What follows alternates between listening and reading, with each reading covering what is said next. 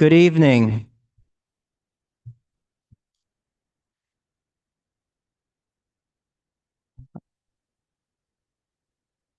Good evening, everyone. We're going to call to order call to open the meeting of the Redevelopment Agency. And we'll start with attendance taken by roll call. Member Chatterley? Here.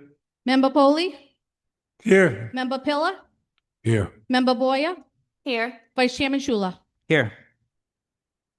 Emergency evacuation. There are two exits in the back of the room. There's two exits here in the front.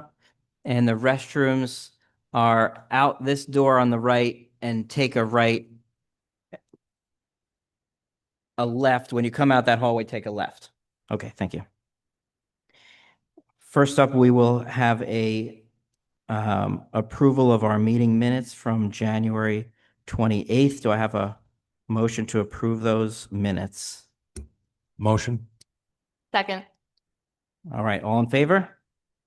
Aye. Aye. Aye. Okay. Thank you.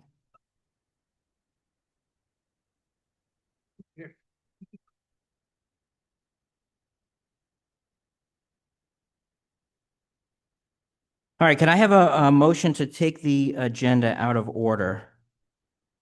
Motion. Okay, Second. All in favor? Aye. Okay, so the public is aware, we're taking the agenda out of order so we can get to the new business of tonight, which is the presentation by GZA. And during GZA's presentation, there'll be multiple opportunities for open comment on the docketed items on the agenda. So we're going to go to item 5.1, which is a vote to authorize GZA to present the draft concept designs tonight. Do I have a motion? Motion. Second. All in favor? Aye. Aye. Great. Next is a vote to authorize GZA to present the land use review analysis tonight. Do I have a motion? Motion. Second. All in favor, please say Aye. Aye. Great. All right, I'm going to jump over to item 6, business meeting matters carried over. We have none. We have no resolutions. There is one item listed on the agenda this evening for informational purposes.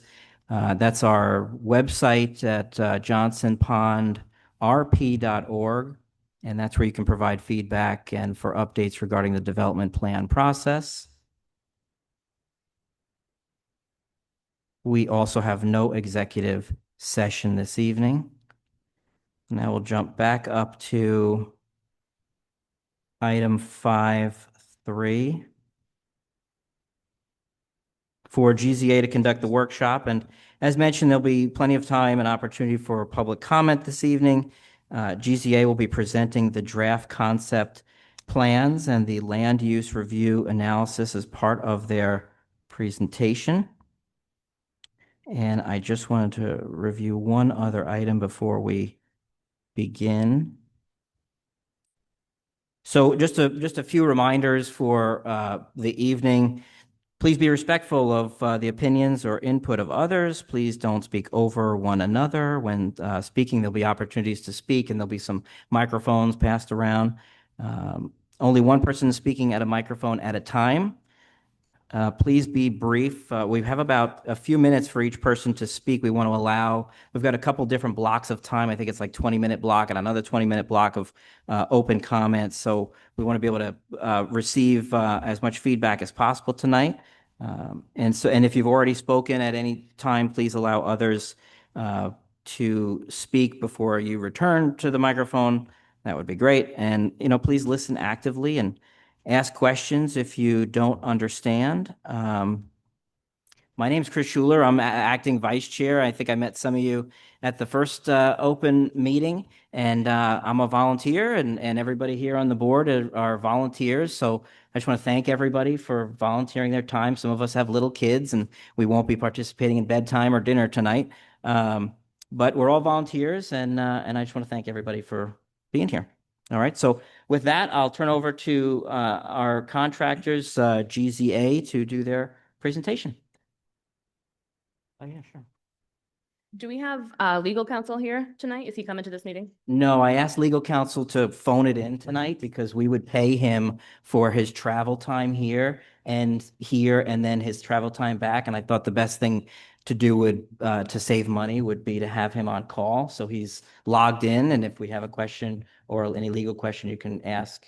Okay, so he is present for the meeting. He's present for this meeting. Yeah, Okay. I don't know if he's staying through this presentation. But he's here currently if we have questions. Okay. I think he's going to be here for about another half hour or so, Okay. virtually.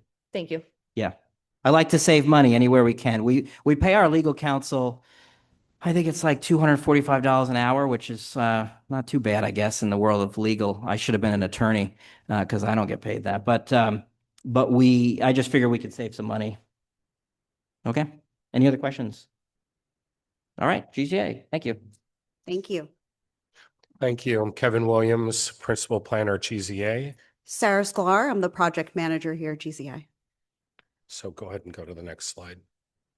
So I'm just going to give you an overview. What we try to do at the request of multiple, whether it's members of town council or the RDA, is to provide a completely open public forum and one which even online as well as present individuals can interactively involve themselves in the proceedings tonight.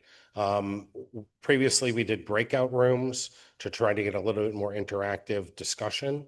Today, we want it to be fully open, but also try to incorporate a lot of our time with your ability to comment and to take live polling and that sort of thing. So having said that, so what we're going to do is we're going to introduce the team, the RDA, and go into some foundational elements. What exactly is a redevelopment plan? Why are we doing a redevelopment plan? Discuss some of the community feedback we've received to date, because that forms the basis of some of the concepts that we've developed, and then the overall process. And then from there, we're actually going to pivot. Some of you have been able to tour two of the options that we have developed to date, and it's kind of the lowest hanging fruit to look at. And then also what we've done is, as a part of this process, and I'm going to go into the whys and wherefores of why we did this, is a land use analysis related to primarily vacant property that's along the pond area for long-range consideration, preservation, and just general analysis for the purposes of a long-range plan. Next slide. So I won't belabor this. The RDA members were just introduced above. We've been working collaboratively with many of these members. Some of these members I'm seeing for the first time, and we still need to do a lot of collaborating work to get to the finish line. And then tonight, you might have met Megan and Rosie up front. Let's go to the next slide. So what is a redevelopment plan? At its essence, this is a state land use law, state law, general law process. And that process is meant to provide, as was created, to provide municipalities the ability to establish a long-range plan for a variety of purposes. And among those are to provide a clear blueprint that can live beyond political cycles, and one that creates a unified framework and one that's community-driven. And then the idea is that a community-driven process will help strengthen transparency and defensibility of that plan over time. The critical aspect of this and the functional aspect of it is whether it's public-private partnership, grant funding, taxation districts, dam management district, all of these things are more heavily enabled by a redevelopment plan. Primarily when you finance something, whether it's public or grant-based, federal or state, they want to see that there's a plan in place to back it up. And, that's already been kind of a process back and forth with the grant writer at the town. The other purposes are that it aligns agencies and permits around a phased program. We're able to indicate here some programs that can be instituted or go into the design process relatively quickly and permitting and site investigation and all of that. And then the ideas are sort of phases or long range scales that might be 5 or 10 or 15 years out. As a town changes, as it modifies, as new needs come about, as new interests of the community come about, at least our plan is going to identify areas that you can take advantage of, whether it's preservation, or other purposes for the town. It also helps prevent fragmented decision-making, and it helps you budget. That's the other idea. The town has really done a lot of efforts to streamline its own financial management. This is something that's very clear and important. This sort of plan, you plan things that cost money, and you find uses and means and sources of funds to pay for them. So when that's ad hoc, oh, let's do this tomorrow.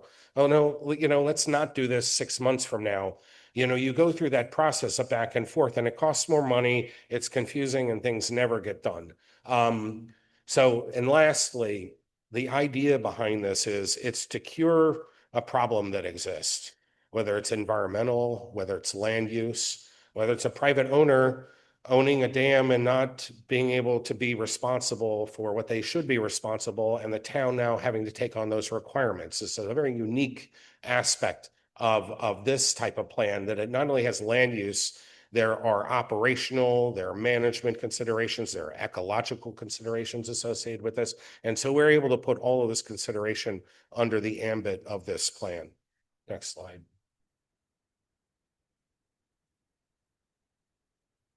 So a redevelopment plan is defined, and you'll find this online. I'm not going to go through the 12 components here, some of which are relevant to this location. But some of the primary elements in terms of what is a redevelopment plan, and what are we adding to it. So there are literally 12 codified requirements that are in the state general law. Amongst those are providing an area map, and things like that we've added to that, concept plans, preliminary cost estimates. In some cases, often this law has been applied to urban areas, right? That was the original kind of intent and framework, and it's been adopted to broader areas. Areas of ecological blight or complex land use issues that prevent quality planning, or you'll see it in urban areas where you have distressed environment with vacant lands that are contaminated, ridden with crime. That's maybe the most common notion of where a redevelopment plan gets applied, but also in areas that have environmental stress, that need a public benefit. These things are what's sort of documented in a plan. But ours also has a certain, if you will, tectonic structure to it, so that people that read it understand the why and wherefore we're doing this. So the critical part of this is the history and context. How did we get here? Now, we don't go into great detail on the history because technically that is not particularly relevant. It's what is the current state of the pond, the dam, the land use situation surrounding the pond. If it's a public entity, a public element in a town, like the reservoir and the pond itself, access is a part of that. Public access is one of those things that we must then define a vision and goal in the plan, which is sort of outlined in the initial process that we went through in the first meeting. We discussed ecological restoration. So we went through great lengths to go over thousands of pages of documents, ones that Johnson Pond Civic Association on their own has stewarded among their own members to assure that the pond remains in healthy enough condition for use, where there's a gap in terms of managing the ecology and the quality of water and the use of the pond. Access is also, we define where the access points are: shoreline improvements, infrastructure improvements, signage and safety, recreational amenities. These are all sort of components of ultimately of what will be the final plan. So why do this? So on the first basic, the town ordinance requires it. The legal proceedings that allowed for the taking require it. They require a public benefit, and that public benefit is defined in terms of access. The town ordinance specifically describes in the legal framework, and I can quote, but not limited to expanded public access, boat ramps, parking facilities, and the like for public recreation and use. So there are a number of, so the idea is we have this basic threshold, right, that we're confronted with. Then the commitment. So an ownership commitment of the town that shows a rational, documented municipal purpose and consistent decision framework. So along with that, this cannot be sort of haphazard way of, that's why we go through an iterative planning process. Even though a lot of folks may say, well, we already know that Francis Sherman Park and the dam property, those are public lands, those are available. I get it. I truly do. But we have to go through a very rational step-by-step process that defines the plan, and it has to be agreed to by the Department of Administration because there are very iterative steps that have to be gone through. Legal authority. So as a part of this process, it supports environmental protection, public safety, enhanced recreational access. Again, this bolsters the case for town ownership. It bolsters the case for fundraising. It bolsters the case for a redevelopment plan. And then the court requirements, as I've noted, is so you have a town ordinance and you have court requirements that put us in a position to need to have a publicly agreed plan that enhances public benefit to the pond. And then the redevelopment agency, it's prescribed by law, has to administer this. You must have a redevelopment agency, you must also have a current comprehensive plan in order to adopt a redevelopment plan. So, what's the objective? Develop a comprehensive framework that improves and enhances public access, recreational opportunities, environmental conditions, and safety, while providing a clear, legally supported roadmap for future improvements, land conservation, regulatory updates, project identification, costs, and funding needs. That's the goal. All those other words that I said before, that's what we're doing. So, given that context, the first meeting, and all of the input that we've gotten from the website and all of the input that we've gotten from surveys that have went out to multiple civic associations. And I also want to note that after this meeting, we'll be soliciting a town-wide survey to get input from broader community members. This word cloud and this is not, we're trying to summarize everything we've heard in the most simple fashion. So this kind of represents all of the words that we've gotten together. Now there's like a 50, 60-page document online that documents everything with FAQs that we've heard. But these are the kinds of elements that we've heard. And then if you go to the next slide, these elements that we heard form the sort of 4 foundation points of what this plan is about and what we've taken, to heart. So ecological stewardship.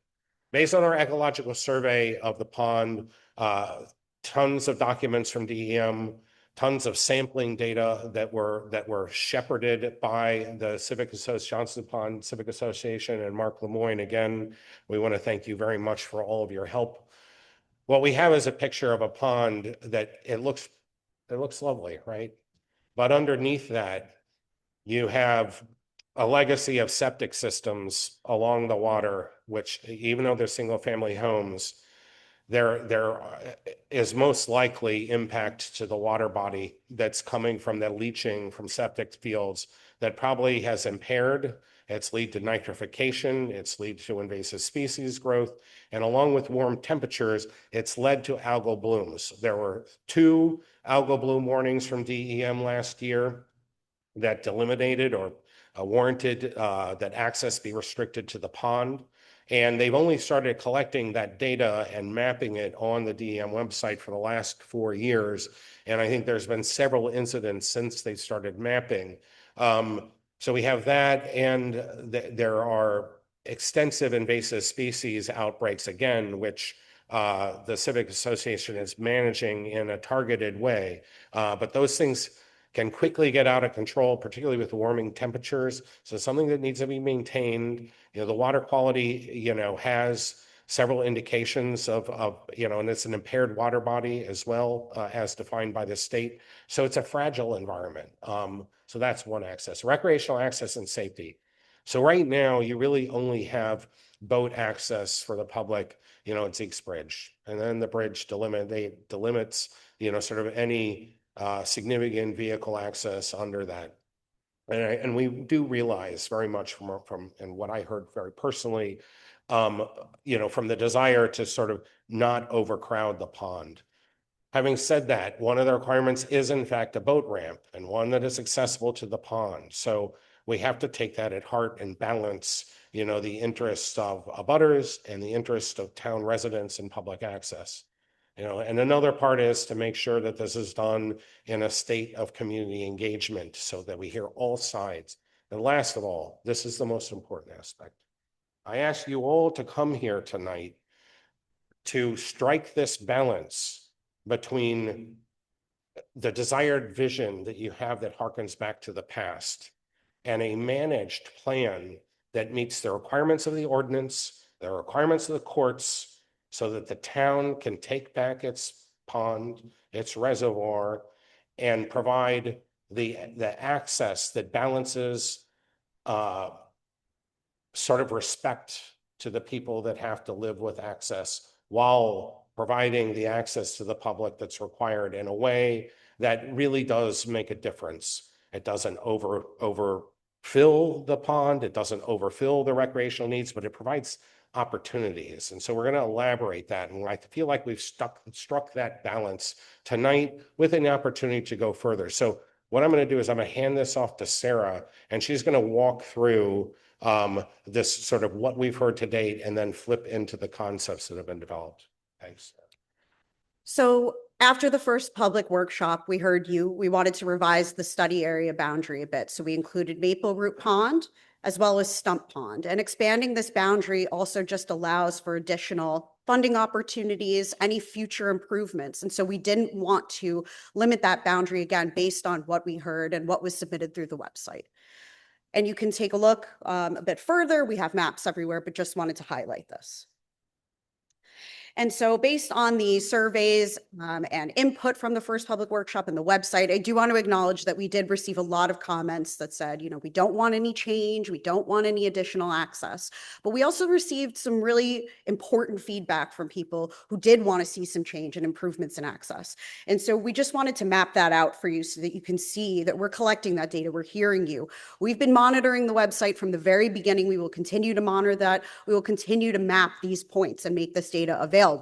Again, as Kevin mentioned, we completed an entire first public workshop summary, which includes all comments to date from the website, from the surveys, from the first public workshop. So again, just wanted to map this out so you could see that we're hearing you and we're hearing what you're saying. Sarah, I did want to note for those that have submitted comments, and I have specific people in this audience that have submitted a comment recently.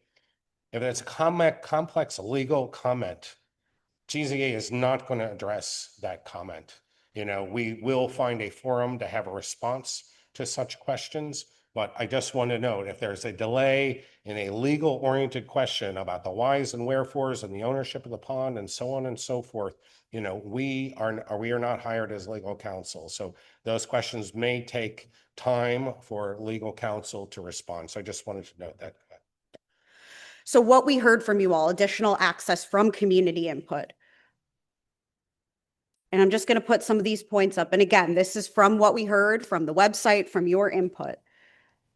And again, we mapped this out for you. Some of you, may have said this. Some of you may not agree with all of this. But again, we just wanted to show you what others are saying and where they are thinking about additional access, which is so important for this plan.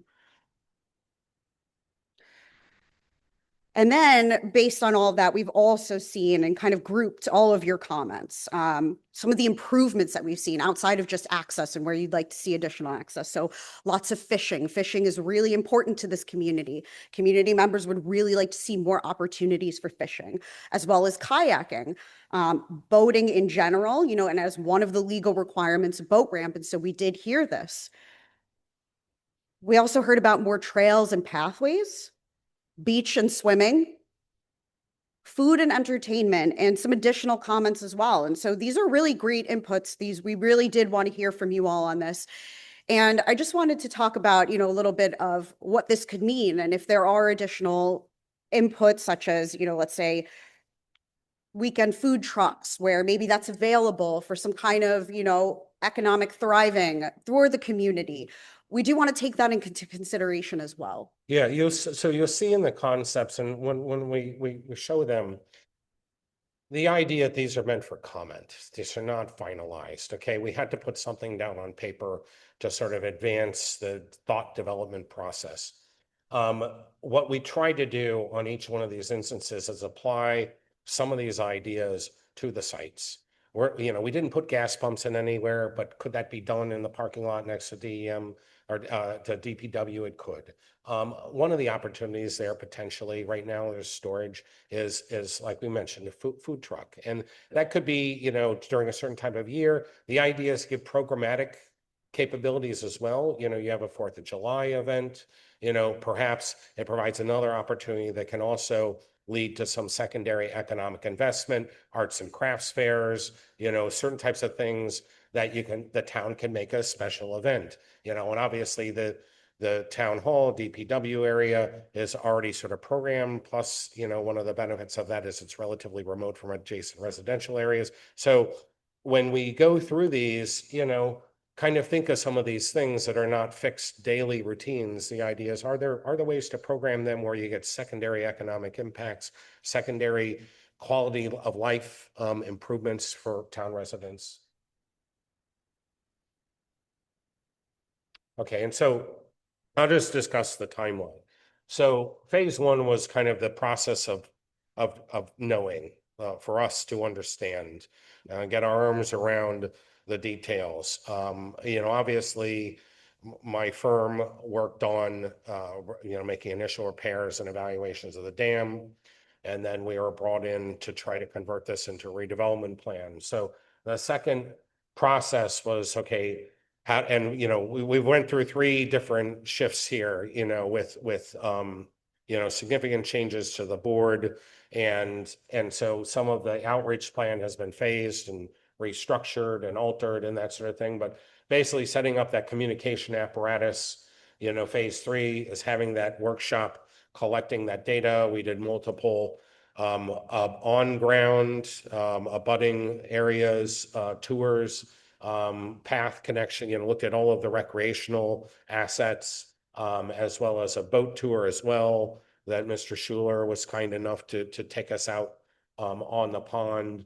And then the next, probably between 3 and 4 was a lot more detailed research on, meetings with folks, multiple departments at DEM, more meetings with Civic Association, a lot of ecological, historic, legal background on the area, as well as, kind of a touring of reservoir management requirements. What are the future requirements of the town in terms of managing a high hazard dam and managing a reservoir and managing public access and safety and policing and everything that comes with it? So looking at these types of things and not just looking at land use, which is the primary focus of our efforts.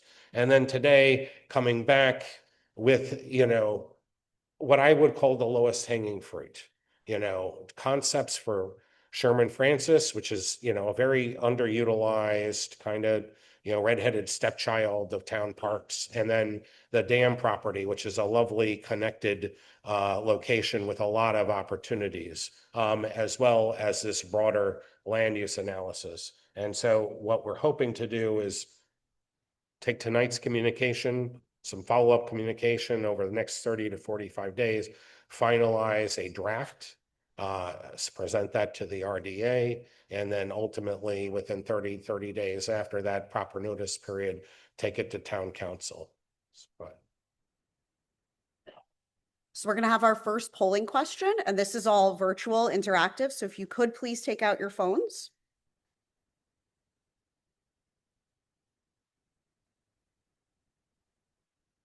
So you're going to scan the QR code. It's going to bring you to where you can put comments. This is open-ended.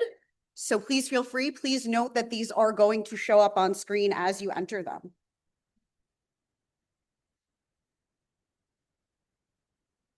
And if you don't have any comments, about the process, don't worry about it. There's many other chances to, provide input.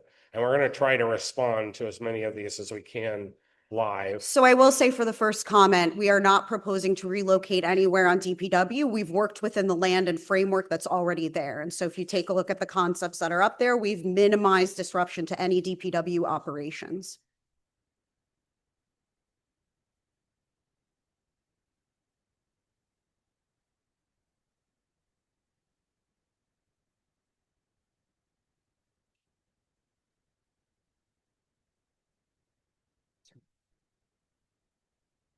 As you'll see in the concepts as well, we did contemplate additional parking, especially for boat turnarounds and the boat ramp. That was very important and a very important part of this process. Our landscape architects really looked into requirements for boats and boat turnarounds and parking, and as well as the constraints on these properties. And so we did factor that in. There are additional parking opportunities. So boat ramp is specifically identified in the ordinance. It's also noted by the judge that, we really need to provide significant public benefit. Now, whether that means a boat ramp, I don't know, but it's specifically mentioned in the ordinance. Now, does it say it's mandated? No. I think you have to wadir council to ask them what the thought was behind that. But again, we've kind of been directed that it was intended as a flagship element of this. And since we're getting into all the concept ideas and questions about that, why don't we move on so we Yeah. can walk you through And we everything and answer some of these questions that you all have. Exactly. So we're going to start with the constraints at the dam property. Again, our team looked into this. We had our dam specialists, we had our landscape architects, we had our engineers look into this. We identified a number of constraints at this property.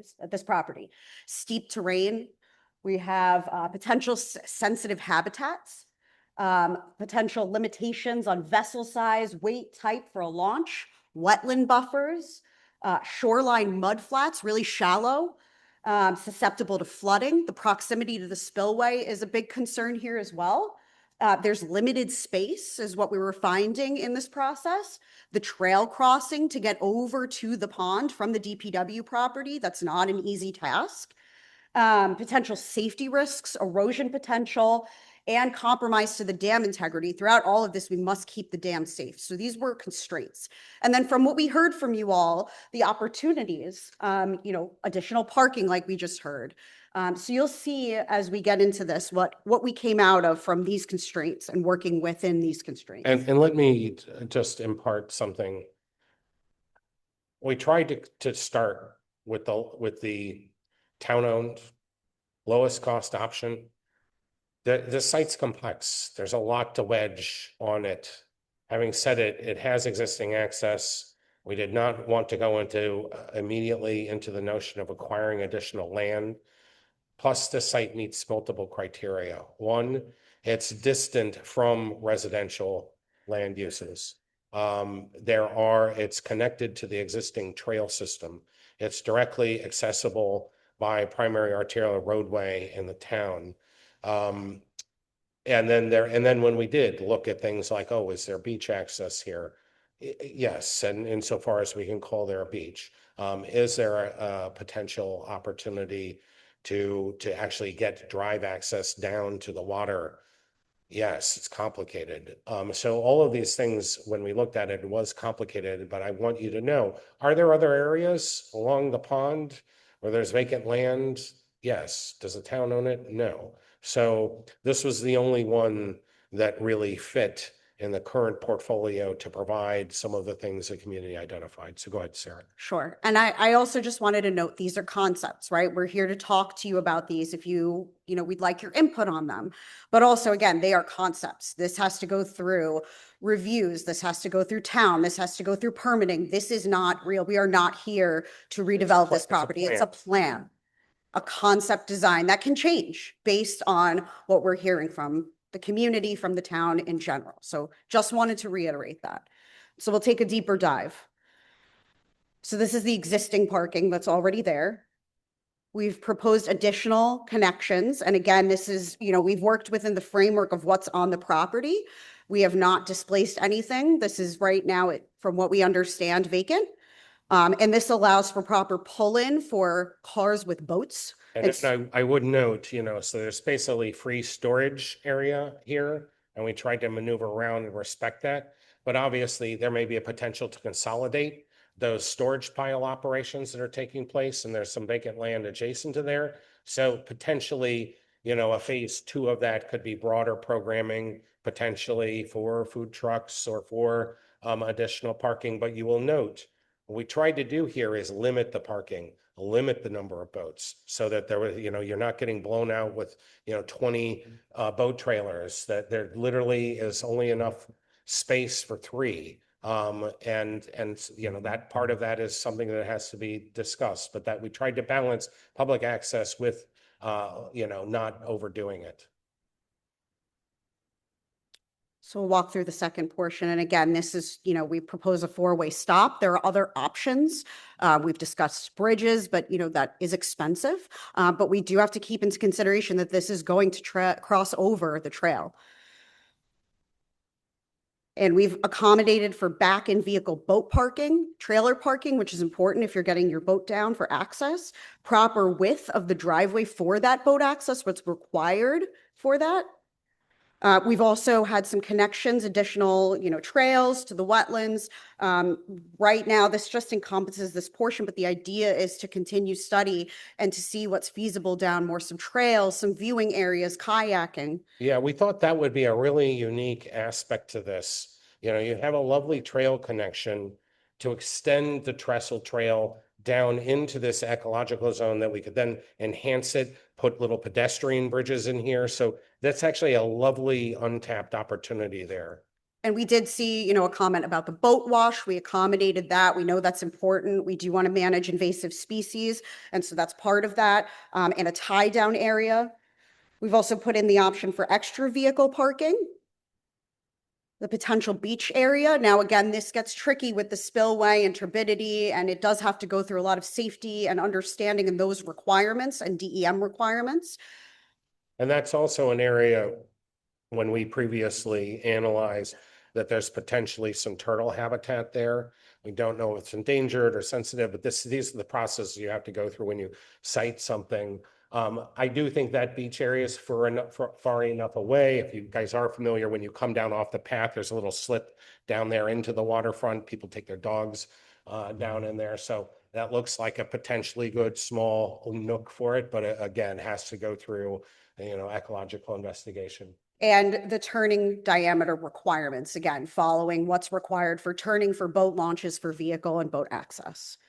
We also have a proposed floating dock, which could be removed, right? So it's not necessarily permanent and can be taken out during the winter. We've had some deep freezes, that reduces cost and maintenance. So just wanted to, display that as well. And then again, some more continuation and talking about, again, what could be put on a dam, what could be put by the spillway. There are safety requirements there. We do need to make sure that there's monitoring. And again, concept, but we wanted to propose this and show you, this is what we've seen and what we can talk about further. And the cool thing about that is with that connection, that connects to the residential neighborhood, directly abutting that park. So people could come out of their community and then, walk across the dam and then connect to the trestle trail. And it just sort of closes the loop. And so there it does become like a just direct community and integration. And I'm going to go just briefly into what we've estimated cost-wise for this. And this is including a 50% contingency, surveying, permitting, design, engineering, construction. And this is all if this were to happen now. This is 2026 All dollars. together in one shot. phase. So, this is a conservative estimate. Yeah. And bear in mind, whenever you do an estimate like this, sort of pre 30% design, if you will, you always put in a 50% contingency. So, the original base cost is somewhere around 2.5 million. But for somebody who's done a lot of parking lots and paths and that sort of thing, and also the grading that's needed, this is a pretty good number. As well as invasive species removal, revegetation. Our landscape architects look into that, mostly focusing on native revegetation, but there are a lot of considerations and that has to be taken into account when estimating this. So we're going to go into some more polling questions. What should be the highest priority for investment at the dam property? So again, if you could take out your phone, scan that QR code. And mind you also, we are taking all this feedback. This is saved. We were going to download the results. We are going to have this. This is going to be summarized in a second public meeting summary document.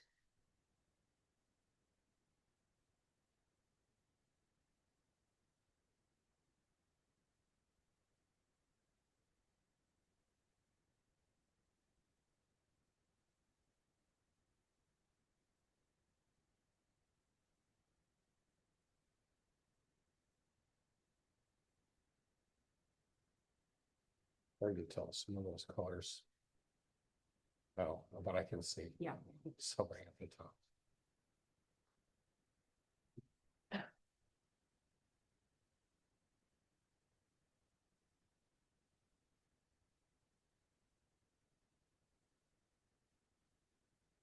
Give it about another minute.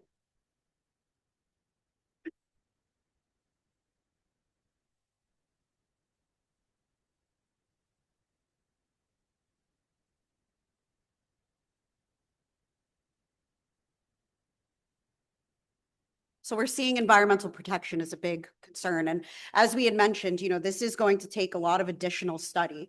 And so again, factoring that in and the constraints, this is not going to happen overnight. And these are things that are going to need to be studied before this would come to fruition. Yeah, particularly the beach and particularly the trail system. Those require a habitat and wetlands Wetlands assessment, buffers, exactly. We have to keep that into consideration with all of this. which is good. Yes. We want to maintain those types of things and make sure we're respecting the environment. And shoreline access is also important, which is great. We do want to hear that from you all. We want. Yeah, so, and that does go hand in hand. Absolutely. So we're going to move on to the next. Are there any other amenities that the RDA should consider at the dam property for public benefit? And this is an open-ended question.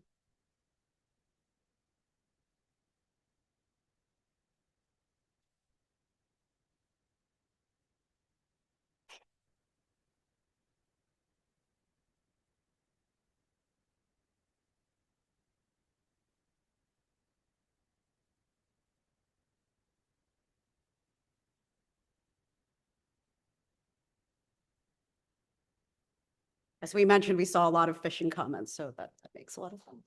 Yeah, and that's one thing where the dock is at, like it needs to be separated Yeah. a little bit from. Trash receptacles, absolutely. Want to make sure that we're, being good stewards and making sure that this is cleaned up.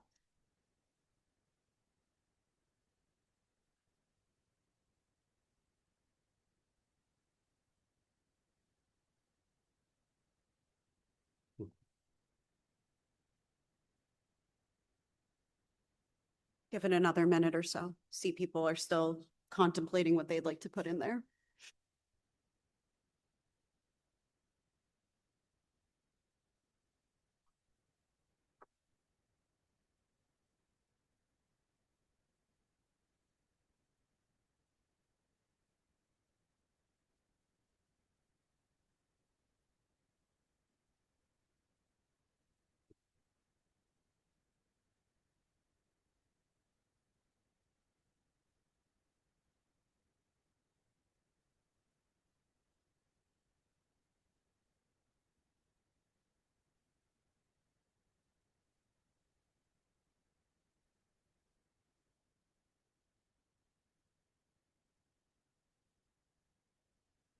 Okay. Okay, thank you. Anything that still comes in, again, we're going to have this and download the results. So please know that you're still able to provide this input. Oh, I'll give it another minute just because I see a few more coming in.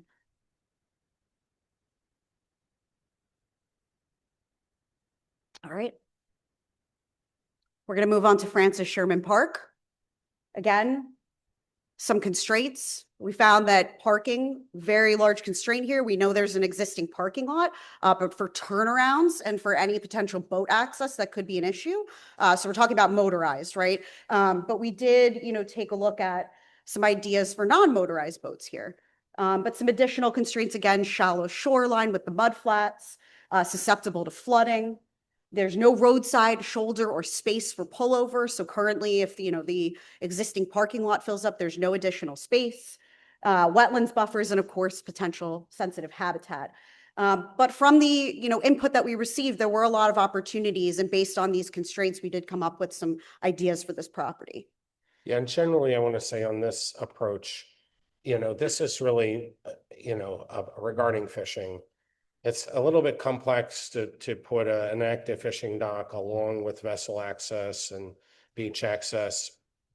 This area is also a little bit more ecologically open, if you will, and it's part of the area where you get to the deep water of the reservoir. So, think of this as your soft, kayak and fishing, opportunity. And the unique part of this, if folks have been out there, is there's a bunch of little slips down to the water, and then at the end, potentially this fishing pier. So, it could actually potentially host, a bunch of anglers with some amount of privacy on the various nooks. So it actually programmatically works for the sort of softer, less invasive recreational access. Sorry, sir. Yeah, and I just wanted to note that we did include the property to the north, which is vacant residential based on the state tax code. So this is not contemplated, heavily. This is just what could, if that were to become part of this park. So we're going to focus more in on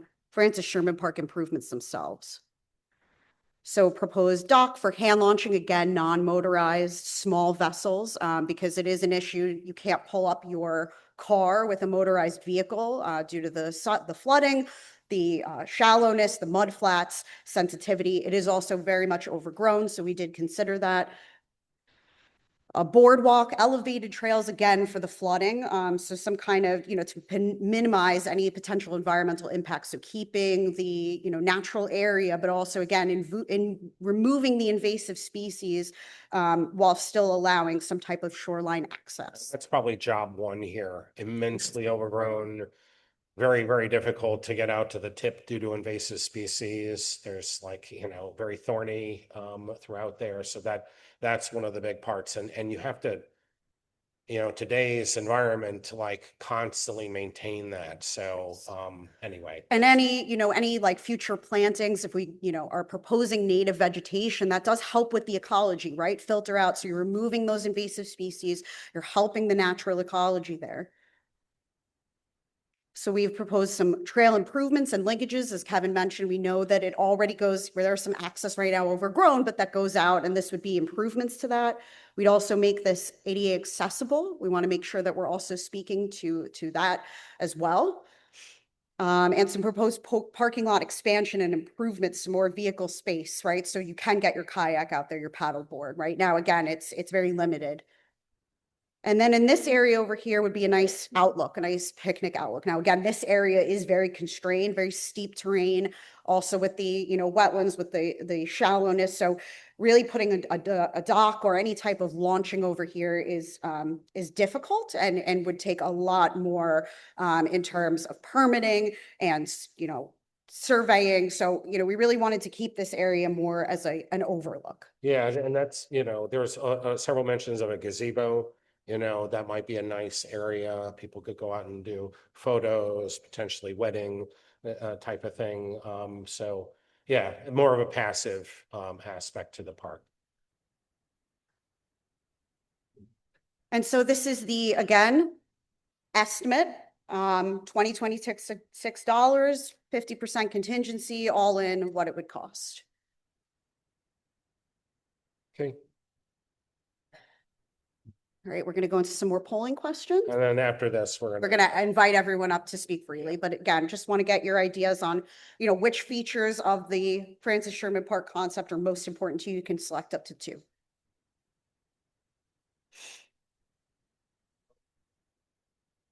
Oh,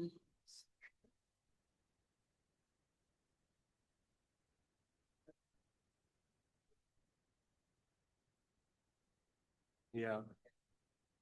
Working on the code.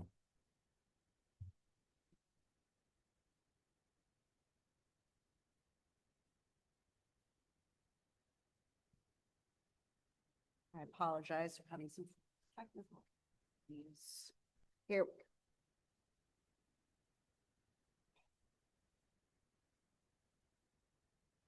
Great.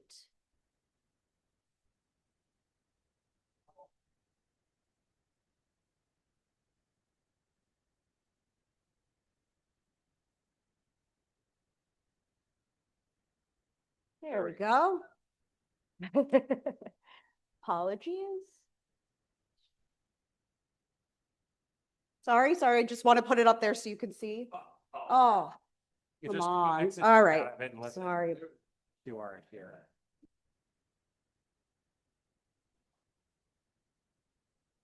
All right. We'll keep it up. Yep, yep. Thank you for sticking with us on that.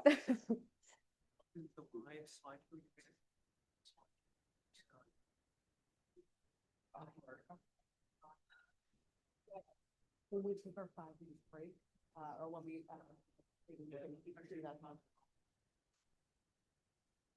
yeah, it's a presentation. I think that's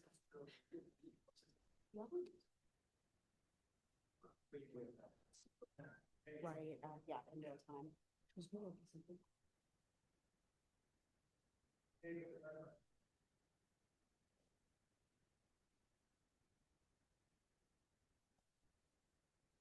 Oh, sorry. Thank you.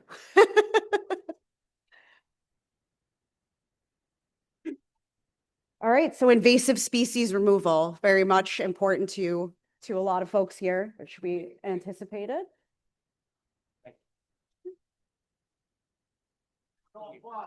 You probably go to the full slide now.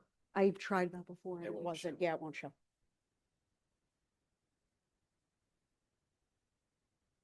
Do this, enlarge the 50% screen on the, down in the right-hand corner.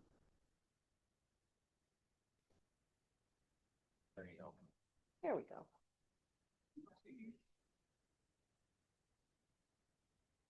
Non-motorized boat dock, great. Some good feedback. Give it another minute and then we're going to ask you all to come up. I think we have one additional polling question.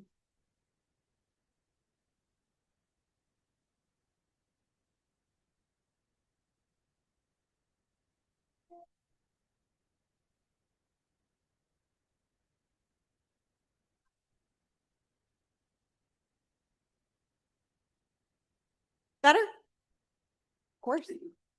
Apologies again. Thank you for bearing with us.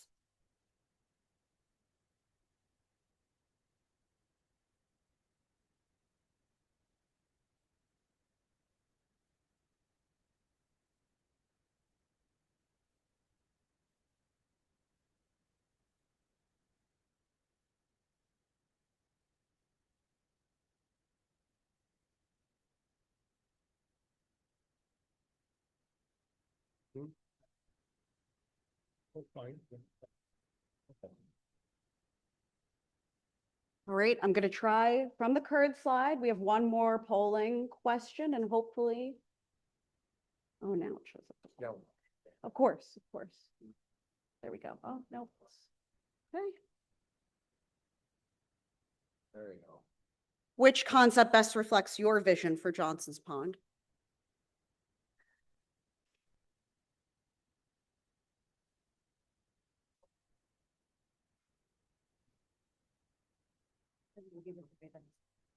Oh, it is, right? The live poll.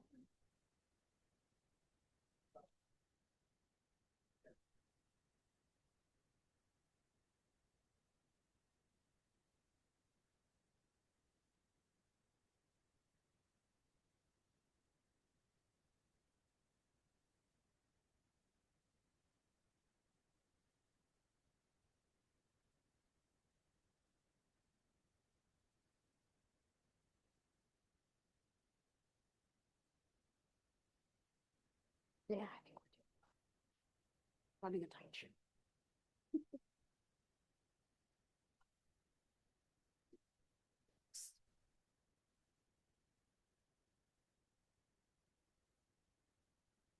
Any more responses? Okay. Give it another minute. Thank you. This is really important.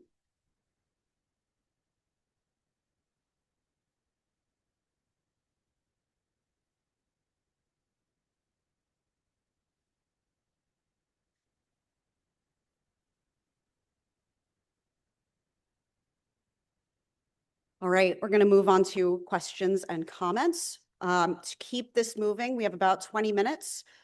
Please be brief. We're going to be timing this, keeping this at 3 minutes per comment, so that way we can get everyone in. If we find that people aren't coming up and there is more time, we will, have more of an opportunity. But again, if you've already spoken and you see others in line who have not had an opportunity to provide input, please, before you come up, allow others to speak. So we'll ask that you line up in the 2 aisles. We're going to have Rosie and Megan hold the mics, and we are going to invite you up. So please bear with us. And if you need to sit, which I would, We have up feel front, free yes. to grab a seat on the left or right. All right. Again. Hi, I have 2 questions that slightly cyber. One, and forgive me if I'm misleading, who pays for all this? Well, that's part of the process in terms of so we've already discussed grants. And that's one thing the redevelopment plan unlocks, whether it's state, federal, grant funding. And by the way, the RDA, and $500,000 is funding the RDA and doing this right now. So that is an example. The American Reinvestment Act, it was something that funded that. So part of this is looking into things like that, potentially something like a dam management district, potentially some form of bond capacity. So this is kind of the next step in how we figure out how to go about paying for it. But there are a number of options that we're going to be exploring. And once the plan that's investment, we decide to, and it gets paid for, what about the continuing payment for all Yeah. of it? So the maintenance part is critically important. And of course, over the lifetime, that is the real cost, right? That has to be maintained. So there's a combination of user fees on one. So, anybody that's, probably doing an out-of-town fishing license, as an opportunity, people that are looking to use a boat that, are not a current resident, that would need to have an annual fee, and certain requirements, restrictions on vessel size and that sort of thing. That's not going to pay for all of it. So one of the avenues to discuss was, and I know folks have heard this, I don't believe this is the means and the measures to do it. There's tax increment financing, there's dam management district. And the idea behind a dam management district, you have to maintain the dam, you have to maintain your pond. Everybody in the town, the idea is this is in their investment. And I think a small, nominal fee for the dam management district would allow for long-term maintenance of the dam. So that's, again, we have to kind of run the numbers, but there's 2 things. I think you put your finger on exactly the capital costs for the improvements and the long-term maintenance and management responsibility for the dam, and the pond writ large and the amenities. These are the things the town must confront regardless of whether or not you do these improvements. This is now the responsibility of the town. Before, it was a void that, the good people of the Civic Association picked up. So this is something over the coming months we're going to put together, or the coming month, we're going to be putting together strategies associated with both the capital improvements and the potential maintenance responsibilities. And we're going to outline those in a pros and cons. So there are options and opportunities, and ultimately that's going to be up to leadership. Last question.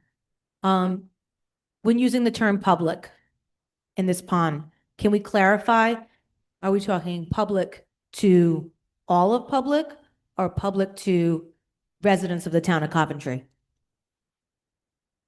Yeah, so I'll address that. If many of you are familiar with structures for state or local parks, there's usually a tiered fee structure and a limited number of permits. So I don't know from a legal standpoint, I would have to discuss with council what is meant by public access. And I can tell you this, public is public is public. That's one thing, and that means broader than the town of Coventry. Having said that, it doesn't mean everybody pays the same fee for access, right? So if you want an annual permit, a non-town member does not get a town member fee. They get, an out of, in for instance, state parks will often have an out-of-state fee, and those are capped, right? There's only so many of those permits available. So I think what we'd have to do, particularly for something as invasive as boat access, right? Those may be very heavily limited and on a wait list, right? So that's part of the structure. And again, not really, these are things that we have outlined in the management plan but we are not, this is not the purview of us to define every element of that. That is something that whoever is managing the pond, management entity that is managing this pond, once this process is done, is going to have to probably go through town council and develop, a strong series of these types of measures, not only as financial support, but honestly, to manage the dam access and the pond access, right? So all of that detail has to be worked out in a pro forma, a business plan, an operating plan, a management plan. Yep. Hi. Here we go. Just want to say that the thankless job of volunteering for a board, I think you guys have done a great job with these two concepts. I was involved in the first workshop, and a lot of the ideas and everything that was discussed in the room that I was in seemed to have come to fruition here. And I think you guys have done a very creative job on trying to combine all of those things. Now, that's not just to blow smoke, but I really didn't have high hopes after the first workshop, on what was going to come out of this because of the constraints that you have on this pond. And I think these are very creative ideas. And I hope that some of this can go through. Really And to address the access on the public side, right now, there are two campgrounds that anyone in the country can go to and drop their boat in. Right. So, it's really sort of immaterial unless, like, the way most of the managed parks and recreation facilities in the state are run right now with a fee structure and things like that. But as far as this goes, this is a very pleasant surprise for me anyway. And thanks for being so creative. Thank you so much. That helps a lot with us keeping us moving forward. Positive comments help. Hi, my name's Mark Lemoy. I'm the president of the Johnson's Pond Civic Association. So just a quick, I know I only have 3 minutes, a quick background. Johnson's Pond Civic Association, we're a community civic association. We're focused on environmental protection now and have been, environmental stewardship, education, recreation, safety, community advocacy, and future preservation of Johnson's Pond. I'm elected by the residents of the pond butters, property owners, to represent them in these core initiatives. We were incorporated with the Rhode Island Secretary of State office in 1944, and to this day, we remain very active in the Coventry community. Johnson's Pond residents and property owners are primary stakeholders in the decisions regarding the future public use, ongoing maintenance, and the planned improvements on Johnson's Pond. What I mean by primary stakeholder is that we have the most to lose if plans for the pond go awry. Our property values, quality of life are affected in many different ways, as experienced by the 5 long years that we recently suffered through regarding the environmental mismanagement and control of the pond and the dam. With that being said, the Civic Association fully supports the town's vision and their plans for providing public access for the town of Coventry residents to Johnson's Pond. Plans must be put forward and are being put forward as evidence tonight, and implemented in a manner that will protect the environment, identify issues and outcomes of the decisions made. Thought must also be put into providing fiscally responsible plans. We, as Kevin had mentioned, we have participated in the planning with the RDA and GZA associates by providing data and insight into current and historical pond management and conditions. We'll continue to support this endeavor and provide any and all help possible and requested.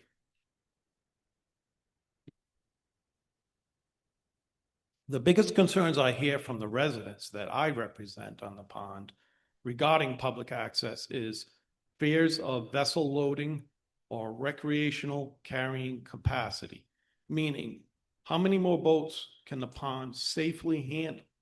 Overall boating safety is the other big issue that is brought to my attention consistently and constantly. The pond on the weekends is already very busy with boating traffic and recreation. All of this can be managed with proper planning and decision-making. Public access to Johnson's Pond, as has been touched upon tonight, is not an option. To satisfy the requirements of the eminent domain, the legal process, we all have to work together, all town residents, the entire Coventry community. We all saw what happened during the recent private ownership of the pond. It was bad for the residents, and it was bad for the town as a whole as well. Public access and future pond management is not a question of if, it's a question of how at this point. The only other option is it goes back to private ownership. I don't think anybody wants that, because it's not going to only affect and hurt the residents. It's going to hurt the entire town. Now I'd like to switch hats for a moment and speak as a resident and taxpayer of Coventry. It's my personal opinion too that access should be limited or favored upon just Coventry residents. Coventry taxpayers are going to be paying for this, footing the bill, and they should be given priority on this public access, whether it be boating ramps or permits or fees or anything of that matter. Many towns, both saltwater and freshwater throughout this state and all of New England I've looked into, have different rules and regulations to limit traffic, to responsibly manage and safely manage boating traffic and public access. We just want to protect, the town needs to protect this asset and provide responsible and managed approach. We don't want overuse or abuse. And I think the town is, I think we've turned the corner and are progressing better, but the town has seen that and experienced it at Briar Point Beach. I would also like to thank, the RDA for volunteering, present and past members, Kevin Williams and Sarah. You guys have been great to work with, very professional, very knowledgeable, and very good at what you do. I'll reiterate what Mr. Farrier said. It was a very, very nice presentation and design and thoughtful.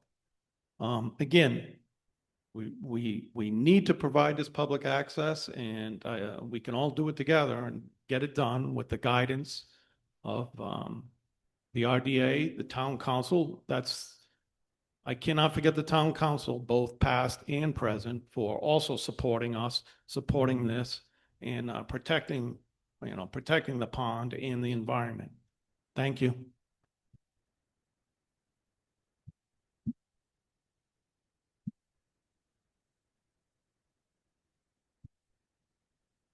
I think he stole most of my thunder, but one of the things I truly believe is that it should be Coventry residents only on this thing.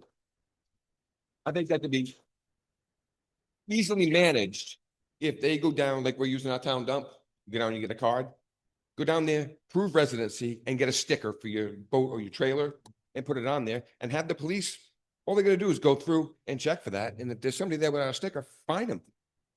And make it a heavy fine, make it stink so they don't come back. Other than that, you have a wash station, great idea. You got to get people to use it though. You put a trash can out, that doesn't mean they're going to put their trash in there. So somebody's got to be there to make them. I've been in New Hampshire and I went to a campground and they had a DEM officer there before I pulled in the campground with a kayak on there. He made me wash the boat down and there was nothing on it. So that's a thing. And many of the public boat ramps that I do see in this state will limit horsepower. Yeah. No personal watercraft. That's the biggest offender, I think, of all the safety that's out there. Of these guys 50 miles an hour, 6 or 7 of them, all at once, going out there not paying attention. So that's it. Other than that, Mark, you did a great job. Thank you. I just know, Corey, spring's around the corner. I know, I'm gonna urge people, like, if they can with their, lawn treatments, try and go phosphate free. That and leave like a 12-inch live edge if you can, like not mow the very edge. It'll help keep like that blue-green algae and other stuff like that from forming. Just a little bit, every little bit helps, And Warwick Oakland Beach has passes for their residents. Thank you. So we'll take 2 more. I see 2 more line. Oh, okay. Please line up because we do need to take into consideration, we're going to take a break. We're going to go into another analysis that we prepared, a land use analysis outside of these 2 concepts. So we do really want to get to that. That is an important part aside from these existing access points. So if you're lining up to speak, please keep your comments brief. We still have another part of this presentation to go. We're going to take a 5-minute break after that. So please, we're going to limit the next few comments to 3 minutes. Yeah, I'd just like to find out what protocols are being considered to avoid a beach pond disaster with the free-for-all that continually goes on there. What kind of considerations for keeping a beach disaster? I mean, we're looking at all types of, mechanisms, right? So as we had mentioned, licenses, enforcement. I mean, that's all part of this plan. We're not going to necessarily define what is going to happen. We're going to lay out a menu of options. Okay, yeah, because I'll tell you what, we've been going down there for years and many times it's a disgrace over there. Okay, last 2 comments. Good evening, Scott Guthrie, 31 Maplewood Drive. Some of you probably know me. You mentioned, Mr. Chair, Vice Chair, that the solicitor was on Zoom. How do we know that? Can we ask if he's there? Sorry? I'm I Scotty. can't hear you. Can we ask if the solicitor is on Zoom as what was presented to us earlier? Yeah, no, I heard you. His question was, is the solicitor still on Zoom? He was going to be on for the first 30 minutes of the meeting. No, he is no longer on. Okay. So he's not here. And No. he's not representing. He's not representing guys. That's not a good thing. First off, I used to be a state rep and the majority of that pond was in my district.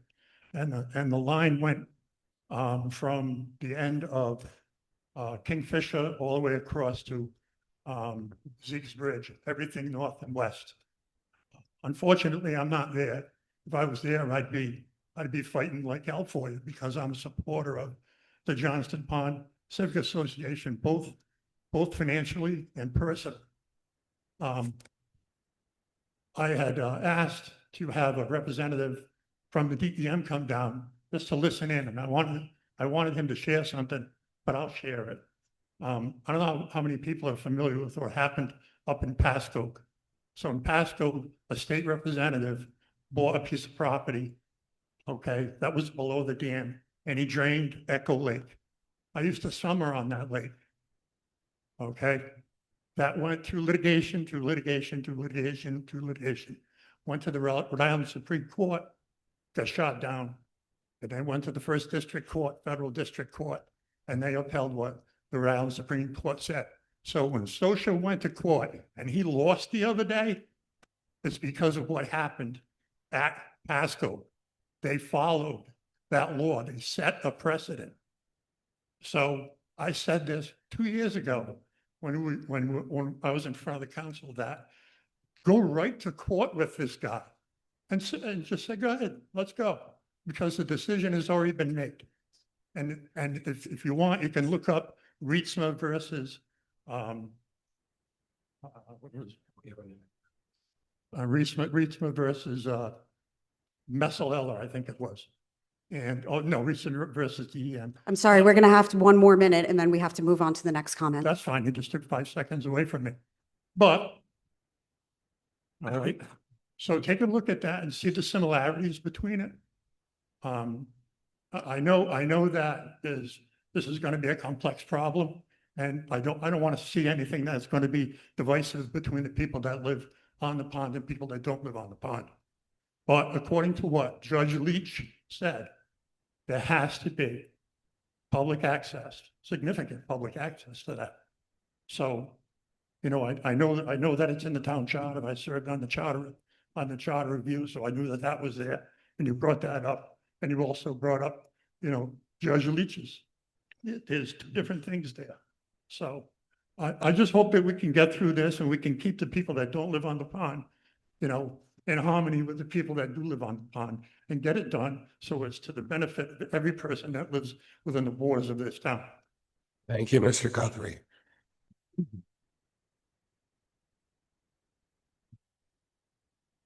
Steve Riley, 5 Osprey Drive. Just looking at your lead in there where you talked about the legal authority and court requirements for public use determination. A couple of concerns to me arise because I've looked at the transcripts of the condemnation hearings back in June and then this past September. And none of them address any of the issues that I've identified in comments on the Johnson's Pond rp.org website. As you folks alluded to earlier, you've received another comment of mine and you've couched it in legal terms. And so I'd just like to say that there are a number of outstanding comments that I had submitted that I have not seen a reply to on the website. And so I'd like to address those, and that's the actual, the pond acreage. There's a wide variety of variation in the numbers. SOCIA's latest federal suit cites a 938 number acres, and they also refer to a couple of thousand boats as permissible on this acreage. When I think anybody that knows Johnson's Pond realizes that it's much less, in the 650 range acres. And so one of the other comments to work off of Mr. Lemoy there was the recreational carrying capacity of this lake. One of my comments was a site survey request, and to my disappointment, GZA never made it to any of the JPCA meetings during the summer and only made it to the pond after Labor Day. So they missed the entire summer season. Yeah, Stephen, can you speak into the microphone a little bit more directly? Thank you. I'm sorry. So that's one of the areas, recreational carrying capacity, as you've already heard other people speak to tonight, is a big issue. Another one that's come up is associated with water quality is wake boats and such. Once again, a function of the area maps and the depth. Where I'm going with this is, Mr. Williams, at your presentation before the town council, you suggested ad hoc meetings as a potential way of resolving some of these issues. I'd like to propose that maybe you grant me an ad hoc meeting to go over these outstanding issues and my comments and where they came from and the associated support information that substantiate the comments. Stephen, I would grant you that meeting. I would say I have difficulty in responding to your comments because some of them are just not respondable and are not within our scope of work and are not really relevant to the redevelopment plan. Having said that, you have done significant investigation in this and you deserve, your sort of to be listened to and a little bit of back and forth. So listen, when we conclude tonight, I'll give you my card. I'll set something up so we can walk through these matters. I obviously, it's very difficult for me to personally extend that grant to every single member of the community. But you have put in many comments, and many of them do stretch into the legal realm. And I'm not acting as an attorney on this, but I can do my best to address your comments and then And all I would post say, those responses. all I would say to that is that yes, they are legal in nature, and yes, GZA has a legal department who make sure that you folks, Our legal department does not get No, involved in It's this. not land use law. And It's not. I do have a Juris Doctor, sir, and I am very familiar with her questions. We have a contract group that reviews contracts. They are not reviewing questions of property ownership or disputes. So, well, and maybe I shouldn't be directing, maybe I should be directing this to the redevelopment agency, and whether or not you folks have seen my comments, you folks have seen the additional material that I've provided you. Maybe you would want to set up something to discuss these matters further, because obviously, as I've said, this is a simple property rights and corporations law matter that's gone awry, and We do have to get to the next person behind you so we can that's take fine. a quick Last break. question, if I can, and I won't come back. The $455,000 ARPA funds, which has been earmarked to the redevelopment agency through the town council from ARPA funds, has a time limit of 31 December 2026. What does that mean to me, us, and this whole public use determination? What happens to that money if these things haven't been decided by then? It's not 450 anymore. We were allocated 450 and we're down to roughly about 380,000 after paying GZA and paying Stephen Angel.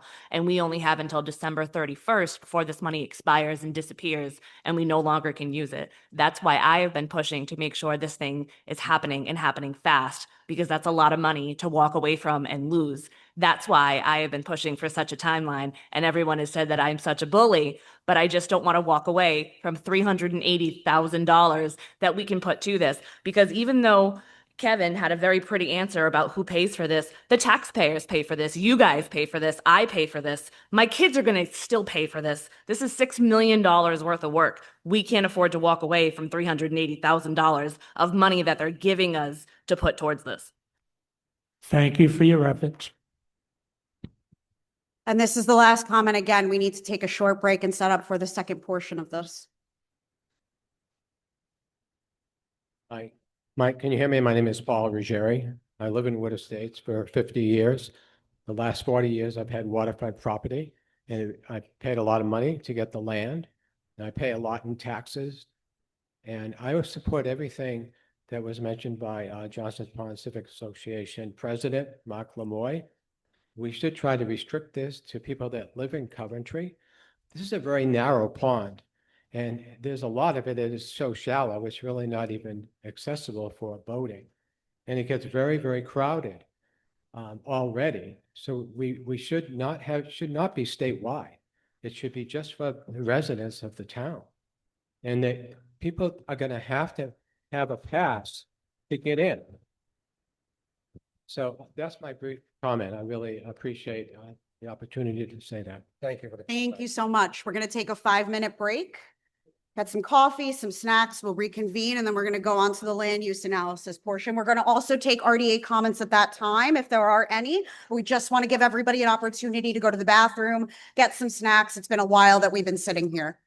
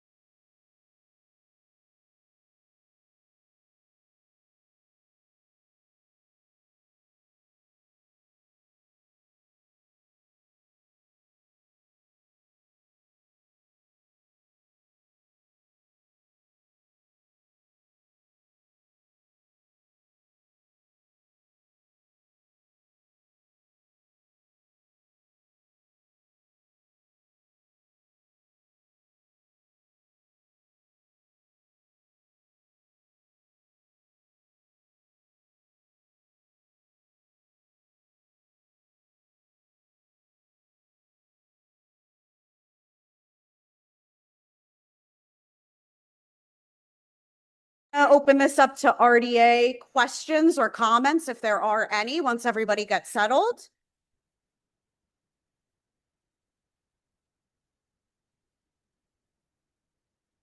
So before we present our land use analysis, talking about additional potential future access opportunities, does the RDA have any questions until this point?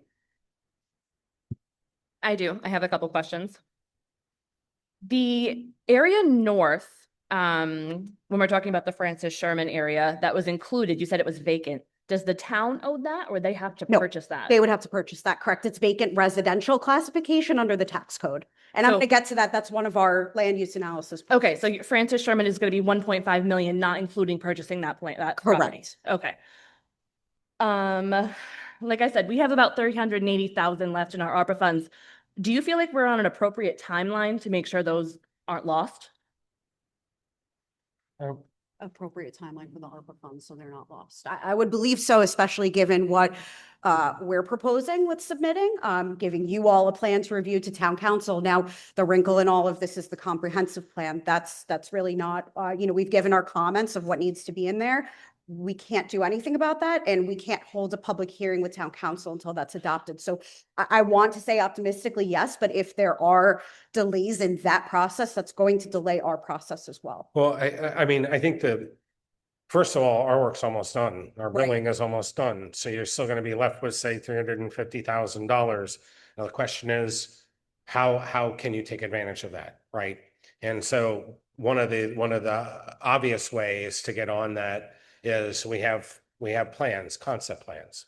Now you need 30% design, and better cost estimates. So use that next 6 months, even if we're not done, I would put out a competitive bid, to advance those two concepts and try to take advantage of that money. Like ecological surveys, any type of additional, right. surveys that need to come, please. And that could be done, that you could, and you can make it a requirement of the contract. And I think that was one of the items that I saw at town council was required that they expend their certain amount of allocated funds that get expended by the end of the year. So anyway, that's just an idea. But yeah, those are options for you all to continue that after we finish. Yeah, we're certainly, we came in honestly with the very low price for this. You have money left over it. The Sure, and RDA should figure out how My they. concern is that with projects this big, nothing happens quickly. Of Yeah. course. So with 9 months left and, say roughly $350,000 on the table, losing that is a huge hit. So Absolutely, I but want to make that's- sure That's that up to we you all have, to advance that. I want to make sure that we have things in place, Yeah. with this project, regardless of the comp plan, because on the pictures of the drafts you have here, it states feasibility to develop public access for boat launch and the associated infrastructure requires further assessment. Correct. So you can start that assessment, absolutely. And we really, would love for you to do that. And again, we're hoping to finish up our process in May. That gives you extra buffer, right? So additional time to make additional. So I think I'm just decisions. confused then. What GZA is giving us as a product at the end. It's a plan. We are not designing. I used the wrong word, the plan. Moving on from that, do we have clear next steps? We are not part of that process. That is up to you all. So let me answer the question. We'll provide you options, and basically I just intimated what those next steps are. 30% design, ecological survey, meets and bounds topographic survey, that would get you easily to $350,000 on both sites. So that would be money that would be well spent. Utility verification, species identification, wetlands delineation. So I can give you a list of those and we can put it in the plan and indicate these are the next steps. And we can provide that phasing and sequencing even beyond that. So if your grant writer or whatever wants to set up for the next year to advance these, we'll provide you all of those steps. That'd be wonderful. Thank you. You got it. Any other questions from the RDA before we move on to the next part? Sure. So with the plans that you've put forward, is there an estimate for the amount of actual traffic that can take place on either of these sites? Because from what I've seen, and I don't know if it's to scale, but just with like the boat ramp, for instance, I saw you had parking for maybe 3 or 4 trailers on one section and possibly 8 on another. With 11 possible spots, that's a fairly small amount of traffic that can come from that one spot. So do you have an estimate for like the Francis project where that's going to be more walking traffic than actual big vehicles? How many people are going to be able to access that in the course of, let's call it summer? Because in Rhode Island, we only get about 3 months of usage on this area to begin with. Sure, sure. I mean, again, these are concept designs, right? We have to advance these. That would be an additional study that you could undertake before you advance these concepts to 30%, so that you're making sure that you have that capacity, right? We've outlined some parking, but that's not set in stone. That's really going to require additional study, additional engineering, and what's feasible. So that is another, what you can do in that timeline that we're giving you of looking into that. And Well, I can also address that question. I mean, I do traffic and transportation studies all the time. There's 5 to 7 parking spaces there. Even if every one of those spaces, and how long does somebody canoe and hike? 2 to 3 hours, right? So, the amount of turnover and the daily peak trip generation, you probably like 50 patrons, a day, seasonally, whereas right now you basically get 0. I've been out to Francis Sherman, 4 or 5 times. I've never seen another car there. I'm not saying that there aren't, it's very lightly used. So I would expect there to be enhanced utilization, but it's relatively modest, not traffic impactful. You're not going to have 50 cars during a peak hour. That's kind of what's the definition of an impact. Same thing at the dam property. You're simply not going to have enough turnover of those spaces. Having said that, are you enhancing access? Are you providing greater opportunity? Absolutely, without a doubt. Is it modest?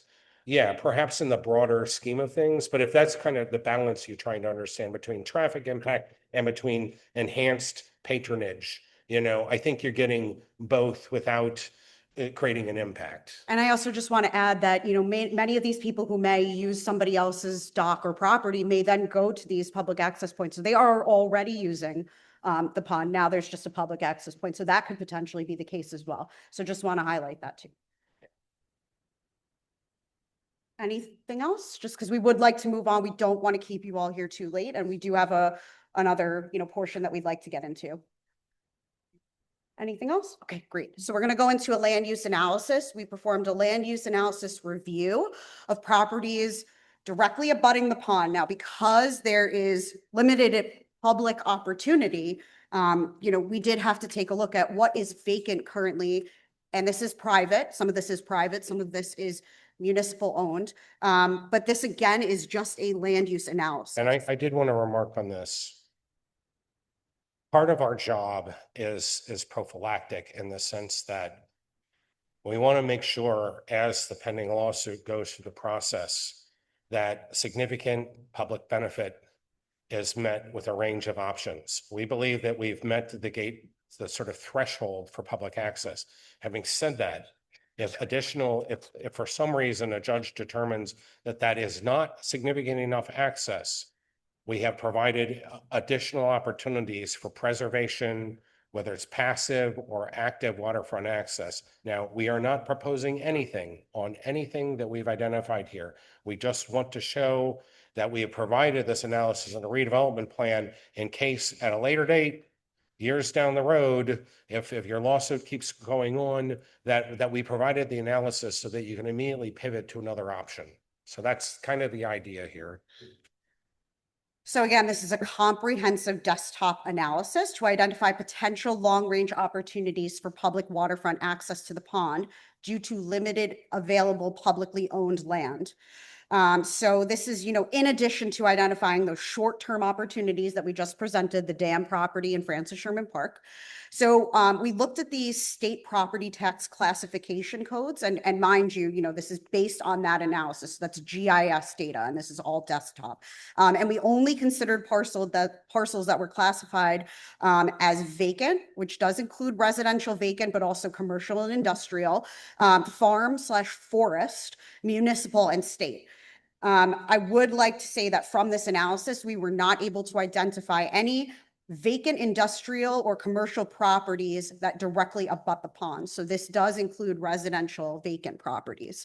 So again, this is a proactive approach to assist the RDA in identifying feasible future access enhancement opportunities within the redevelopment study area, while also satisfying the requirements of the Rhode Island general law and the requirements of the town ordinance. A property's inclusion in this analysis is for informational purposes only. I'd really like to stress that. There are no plans for any property acquisition or altering any existing uses at these sites. So really no actions planned for them. This is purely a desktop analysis identifying what's vacant.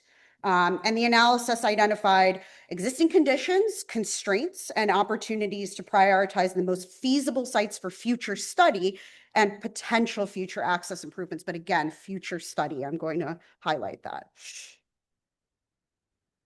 And so what did we look at in this analysis? Well, we looked at several different types of constraints. So size and shape of the property, that does mean, you know, is it rectangular? Is it irregular? What is the size? We really wanted to consider anything over 1.5 acres for any meaningful, you know, property.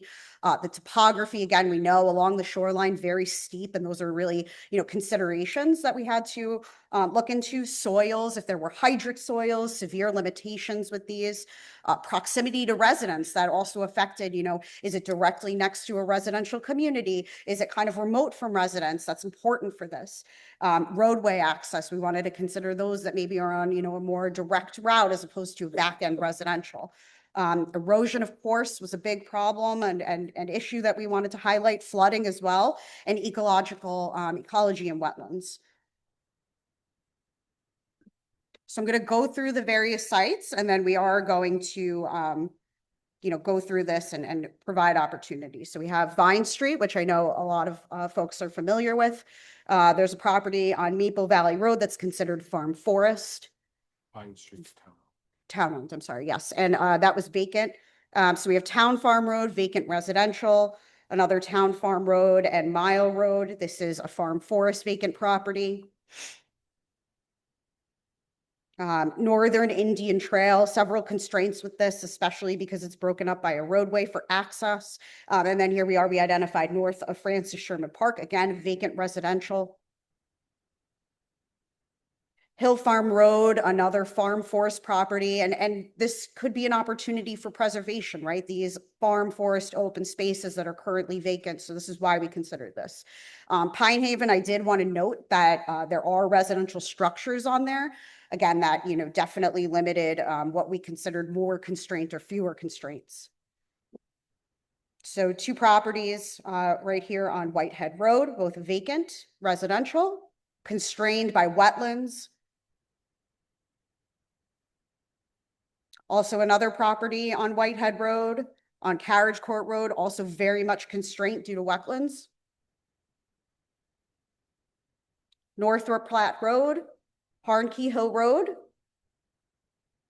Residential. These are both residential vacant, yes.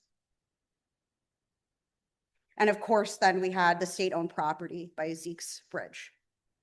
And so all of these were considered in our analysis, again, going through, identifying which had the fewer constraints. So that is north of Sherman Park, Harnkey Hill Road and Tom Farm Road and Mile Road. And then the moderate constraints, and then the more significant constraints. And so, you know, each was scored based on its potential to support future recreational access, again, based on those constraints, and then placed into one of these three tiers. The land use analysis helps clarify how different constraints may influence future land use options within the community. Example sites with significant constraints, you know, will require more detailed analysis, more thorough, more on the ground investigation, especially if those were ever to become available. Again, these are not necessarily available right now. And we need to understand, you know, permitting constraints and any long-term feasibility. So overall, this analysis highlights a wide range of opportunities and challenges. And I might note, you know, one of the things, you know, folks are very concerned about overutilization of the pond, you know, and part of that is additional residential development along the pond. So, you know, the town, you know, may feel that preservation of land, you know, particularly zoned land and some of the larger tracts, that are on the northern sector of the pond are worth preserving over time, which is why we went through this exercise, because it's kind of two ways, right? There's providing recreational access or additional abutting residential development. Both of those, have the potential to increase utilization one way or another. So- But right, so, again, that speaks to the overall preservation, right? A part of this is ecological and preservation issues. So, highlighting these properties that may be vacant and considered farm forest, that does open an opportunity for consideration, as opposed to allowing them for, let's say, private development. So we're going to do some more polling questions. Hopefully this runs smoothly. Okay, great. So which level of park activity do you prefer for potential future recreation access opportunities?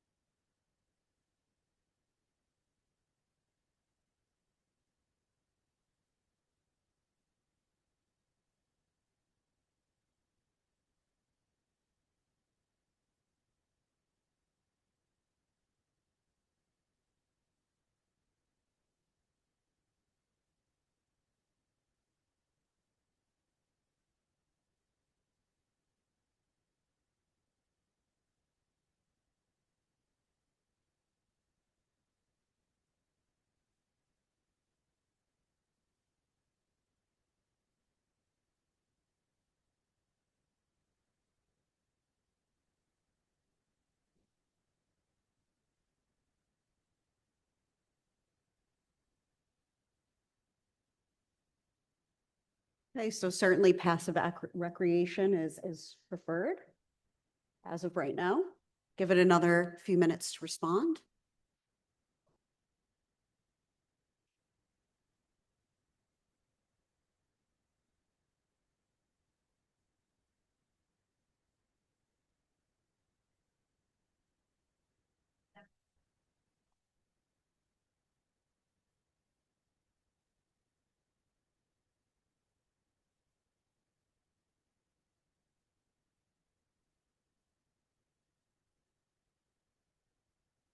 All right, we're going to move on to the next polling question.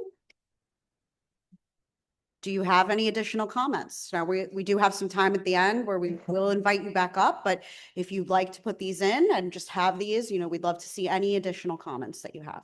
It's open-ended.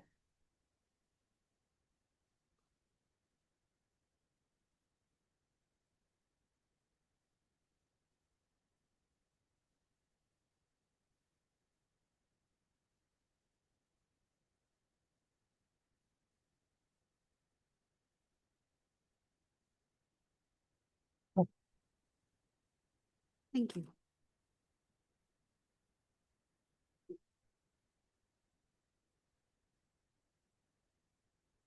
Okay, great.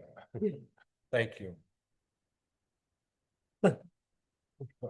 Oh, There's some more. I'm just going to give it, takes a little bit of a lag.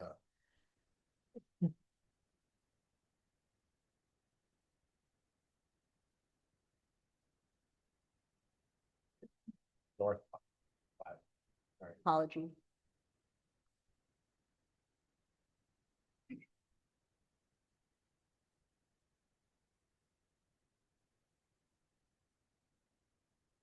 Yeah, so at the end of tonight, we will reiterate where and how you can provide more input Yes. on the website. At the very end of our presentation, we'll go through that. And some areas, yes, may need to be dredged. That's going to come out of any additional studies that are necessary to support those concepts. Yeah, we didn't, so this is a very good point. We did not go through all of these and look at costs, or program them out, and that may be something when we discuss with the RDA, if there's one of these properties that you want investigated a little bit more deeply, maybe that's something that could be additionally funded as an alternative. But this is, very true. Great. I see a few more just trickling in. Again, once we move past this, you can still provide input. So on a gate to the new boat ramp, I think that's a great suggestion. We'd certainly look into doing that. And again, that could be a part of a permitting process with a pass key into that. So yeah, there's some good options there. All right. Wait, go, can sorry. you go back? Yep.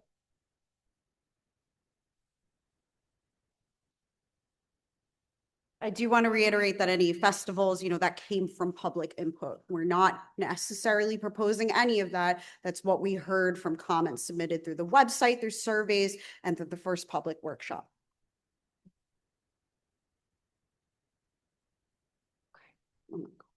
Okay, you can. So what happens now? So we're going to prepare a final draft plan for the RDA to review and approve. We're anticipating end of April for that. We're going to then send the draft final plan to town council for review and approval. We're going to then, the next step is to schedule a final public hearing for plan adoption. But again, this is contingent upon the town's adoption of the comprehensive plan. And then we're going to submit this to Rhode Island Department of Administration for review and approval. And just make it very clear. We cannot, that it's required by state law that a current comprehensive plan be adopted and in effect. That is not the case. You have an over a 10-year-old, 15 or 20-year-old comp plan. The town is very rapidly getting on finalizing that, but that is going to be ultimately a gating item. And then we just want to reiterate, please, I'm sorry, yeah. And that's not by you folks, right? That's by the town planning No, committee? correct. We submitted back in January our comments about, suggestions on what should be included per the Rhode Island state law. And we submitted that to planning. And again, please visit the website. There are some new features. We do have some additional graphics, timelines. So, for informational purposes about the redevelopment process, how we got here. We also now have a plan documents tab, and that's where we've been uploading all the different components that's going to go into the redevelopment plan. And ultimately, once that draft final redevelopment plan is approved, we will put that on the website. That will be for public review. We're going to keep the website open throughout the duration of the project. So please visit, give your input. We're also going to put a small survey on there for town-wide input. So please look out for that. We do want overall town-wide survey questions and answers from you all. So with that, thank you. I think if the RDA is okay with taking a few additional comments, if we have any, but I would like to put a time limit on it since we already are past 8 o'clock. So if anybody else would like to come up, you feel you haven't given any comments, please line up now. We want to know how many people are going to actually line up. So please do actually line up and not, wait in your seats. But if we don't have any additional comments, then I think we'll pass it back to the RDA to close it out. So give you all a minute if there's anybody else that would like to provide comments. And also we have comment cards, so you can fill those out and drop them at the front on your way out if you don't feel comfortable coming up and As well speaking. as submit them on the website. On the website as well, exactly. Scott. One last time. Thank you. One last time, Scott Guthrie. A couple of things that I forgot. I'm sorry, right now I'm doing chemo today and I'm wearing a pump and I have to wear it till Friday. So it plays with my voice and it plays with my mind and it makes me forget things. Getting back to Pasco Reservoir. The state of Rhode Island bought 238 acres of land and 2,000 feet of frontage on Echo Lake. The state bought that after the Pasco Lake Vinnie Messalella debacle. I wanted to mention that earlier. Another thing that you might want to look at, I mentioned it to Mark earlier, is waters and navigation, Title 46 of the Rhode Island General Laws. Maybe you guys should take a look at that also. There's 33 sections in there that deal with inland waterways. So just a couple of things that slipped my mind when I was speaking earlier. And like I said, I hope that we can come out with a good resolution that works well for everyone here in town. Thank you.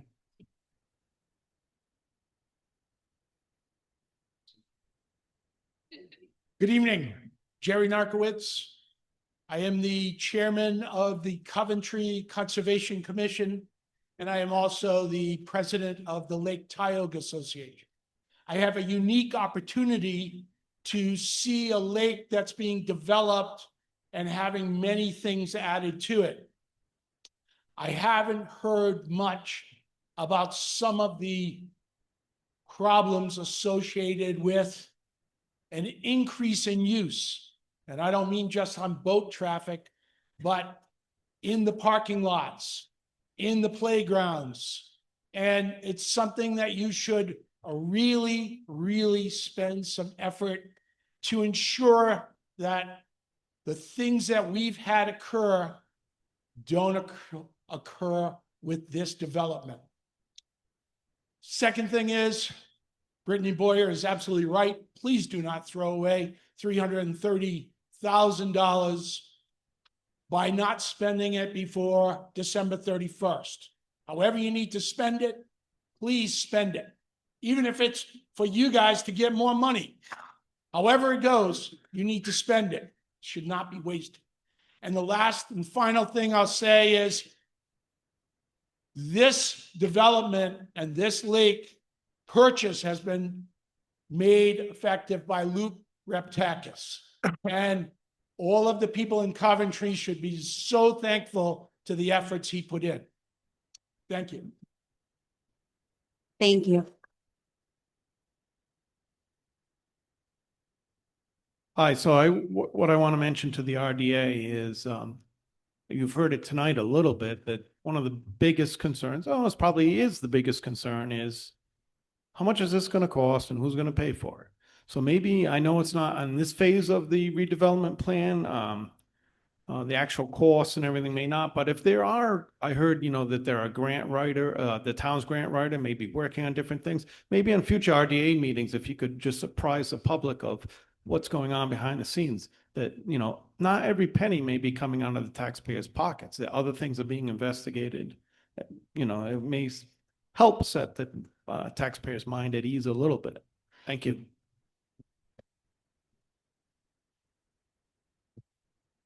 Steve Riley again. Point of information, that last slide that you put up that had the timeline with the public hearing, and I'm going to say it followed town council approval. My question is, should a public hearing happen as part of the RDA process because of the nature of the comments and how the comments are treated and evaluated, as opposed to just say a workshop presentation or undocketed comments, that sort of thing, during a public meeting? Well, we're required to have town council approval under state law, and that would require the normal comment period and process, vote and consideration. RDA will have its own process that will, and I think they've now have, they have a, this sort of same process. I know you can speak about undocketed items at town council. I wasn't aware about the processes and procedures for questioning at the RDA, but there's basically two shots at the apple. There's going to be the RDA meeting, and there's going to be a town council meeting separately.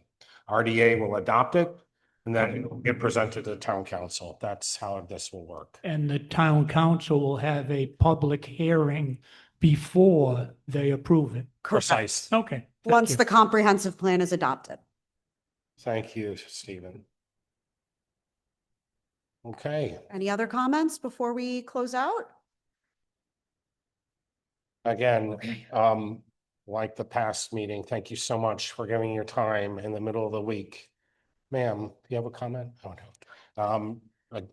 Please stay engaged. And we will, again, try to respond to any comments you leave today. We will be posting all the feedback we've heard from here, and we look forward to helping the RDA think about ways to move the project forward. And Brittany, I think that's a really great question. Exactly. We don't want to leave that on the table. So we'll help map out ways for you guys to move forward. And again, thank you so much for the feedback. We very much appreciated it. Thank you. Thank you all. Okay. Thank you, GZA. Yes, to Brittany's point and to everyone's point here, I couldn't agree more. We will not let any money go to waste. Thank you so much, GZA. You know, this has really been a tremendous lift and effort. The studies, the ecological studies, the environmental studies, the land use studies. It really was an epic lift, and you all have done a wonderful job. Thank you to our previous chair people who helped steward that along. You know, it's exciting to be so close to the finish line here, and thank you all for coming out tonight and providing feedback. As they've said, the website is open, so please continue to provide feedback.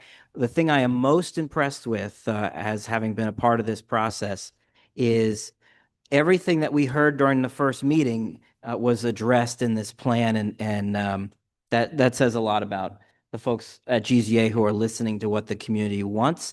And our role here at the RDA is really an oversight role to make sure that that GZA is going to meet the town ordinance that we've been tasked with. So thank you so much. Appreciate it. I'll take a motion to adjourn. Second. All in favor? Aye. Good night. Thank you again.